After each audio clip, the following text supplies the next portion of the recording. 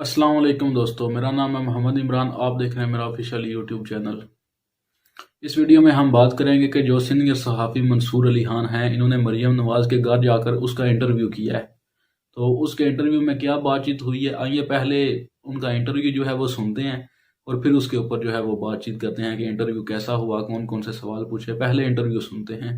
السلام علیکم ناظرین، میں ہوں منصور علی خان. اپنے اس خصوصی پروگرام میں آپ کو خوش آمدید کہوں گا. آج اس خصوصی پروگرام میں بڑی خصوصی مہمان کو آج اپنے پروگرام میں ہم نے دعوت دی ہے. آج ہمارے ساتھ موجود ہیں مسلم لیگ نون کی سینئر نائب صدر اور چیف آرگنائزر مریم نواز صاحبہ. السلام علیکم مریم صاحبہ. السلام علیکم. کیسی ہیں آپ؟ خیریت سے؟ اللہ کا شکر. آپ کیسے ہیں؟ میں بالکل ٹھیک ٹھاک. یہ چیف آرگنائزر کا لفظ استعمال ہوا. Do you think you deserve to be the chief organiser? I think Mansoor جو کل پرائم منسٹر شہباز شریف صاحب نے حامد میر صاحب کے ساتھ جو انٹرویو کیا، اس میں جو انہوں نے بات کی میرے متعلق، میرے لیے وہ بہت بڑا میڈل ہے، اکنالجمنٹ ہے. میری جو پارٹی کے لیے میں نے دن رات ایک کیا پچھلے 5-6 سال، اور بڑے پیشنیٹلی میں نے کام کیا، اور سب سے بڑھ کر آئی تھنک یہ اس چیز کی اکنالجمنٹ ہے جو عوام کے ساتھ میرا ایک رشتہ بنا میری زندگی کے اور پارٹی کی زندگی کے ٹفسٹ ٹائم میں. اور اگر میں یہ کہوں کہ جو پارٹی مسلم لیگ نون کا جو کارکن ہے، مسلم لیگ نون کا جو سپورٹر ہے، مسلم لیگ نون کا جو ووٹر ہے، اس نے جو میرے ساتھ ایک رشتہ بنایا، میرے پہ اعتماد کیا، اس نے مجھ پہ پہلے اعتماد کیا، پارٹی نے اس کو اکنالج کیا. ظاہری بات ہے کرٹیسزم لیکن آپ لوگوں کے اوپر ہوتا ہے کہ جی عہدے جو ہے نا وہ شریف خاندان میں ہی بانٹ دیے جاتے ہیں. اس کا کیا جواب دیں گے آپ؟ بات یہ ہے کہ شریف فیملی تو بہت بڑی ہے، لیکن جو اور یہ میں یہ بھی مانتی ہوں، اس بات میں کوئی دو رائے نہیں ہے کہ آپ کو ایک پلیٹ فارم ملتا ہے، آپ کو لانچ کر سکتے ہیں، لیکن اس کے بعد کیا ہوگا وہ فیصلہ اللہ تعالیٰ کے بعد پاکستان کے عوام کا ہوتا ہے.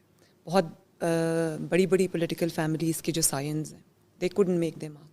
اچھا.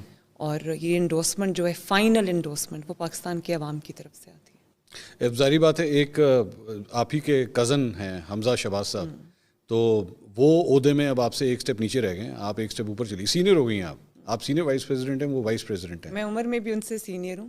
کتنا فرق ہے؟ میرا آئی تھنک 1 سال کا فرق ہے. اچھا 1 سال. لیکن اس میں کوئی شک نہیں کہ حمزہ نے مجھے ہمیشہ بہت عزت دی. میرا حمزہ کے ساتھ ایک احترام اور بہت پیار اور شفقت کا رشتہ ہے. وہ میرا چھوٹا بھائی ہے، اور جب وہ چیف منسٹر، اس کا بھی بڑا ہے، عہدہ بھی بڑا ہے، اس کو جب اللہ تعالیٰ نے چیف منسٹر بنایا تو میں اس کے ساتھ بالکل ایسے کھڑی ہوئی، اس کو سپورٹ کیا جیسے واقعی میں اس کی بڑی بہن ہوں، اور ہوں میں اس کی بڑی بہن.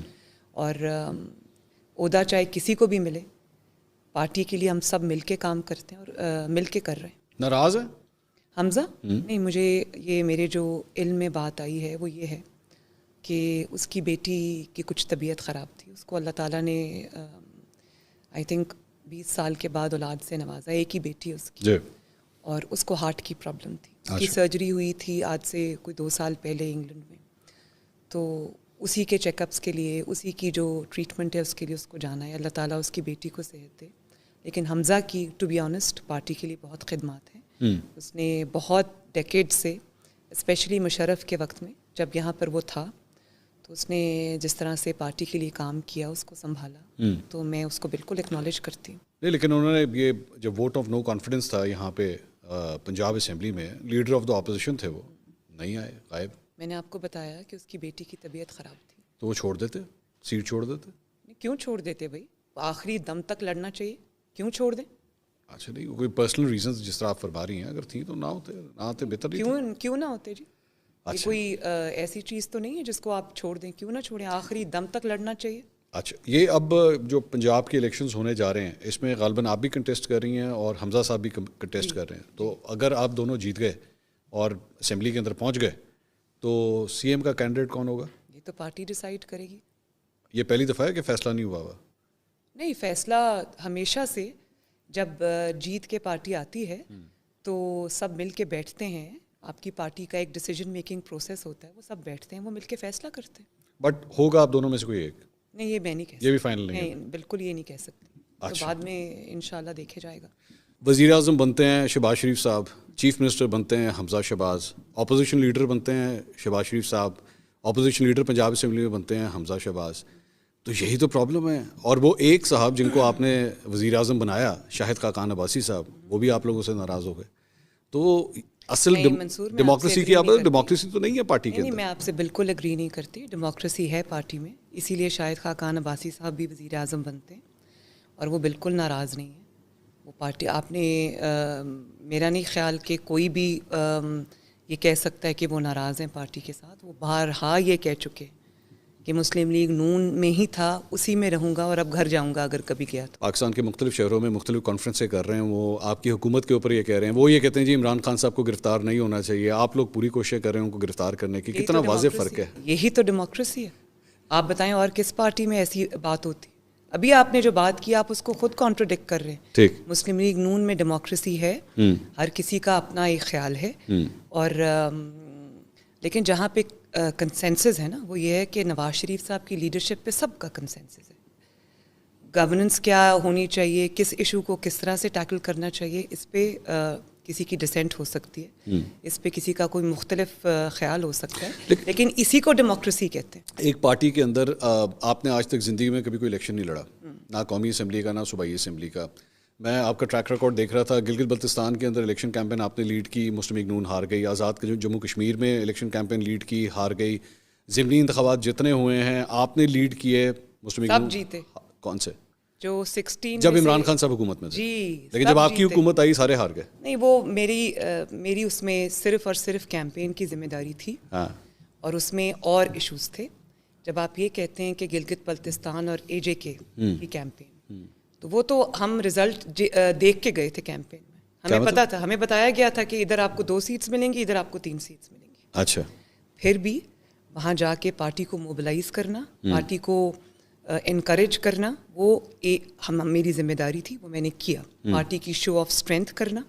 आप AJK के तारीख उठा के देख लें, कभी इतनी बड़ी अवामी ताईद किसी इलेक्शन कैंपेन में किसी और को नहीं मिली जो PMLN को मिली। इसी तरह, एक सेकंड मंसूर, मुझे बात करने दें। आपने बहुत एक्सटेंसिव सवाल पूछा, उसका जवाब भी लंबा है। और इसी तरह AJK में, गिलगित बल्तिस्तान में इतनी बड़ी पब्लिक सपोर्ट, और आप ये देखें कि धांधली तो होनी थी क्योंकि पीछे से इलेक्शन मैनेज हो रहा था। इलेक्शन का रिजल्ट मुझे कैंपेन पे जाने से पहले GB का भी और AJK का भी वो मुझे पता चल गया था। धांधली। लेकिन मैंने वहाँ जाके जब पार्टी को माशाल्लाह गैल्वनाइज किया, शो ऑफ स्ट्रेंथ की, उसी से लोगों को पता चला कि यहाँ पर धांधली।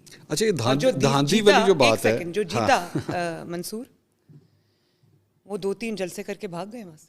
जी तो दोस्तों, अभी आपने इंटरव्यू सुना है, तो मंसूर अली खान जो है उन्होंने ऐसे सवाल किए हैं कि जिनके जवाब देना बिल्कुल भी इंतहाई मुश्किल काम था। मंसूर अली खान जो है उन्होंने ऐसे ऐसे सवाल पूछे हैं कि मरियम नवाज बिल्कुल चुप हो गई आगे से।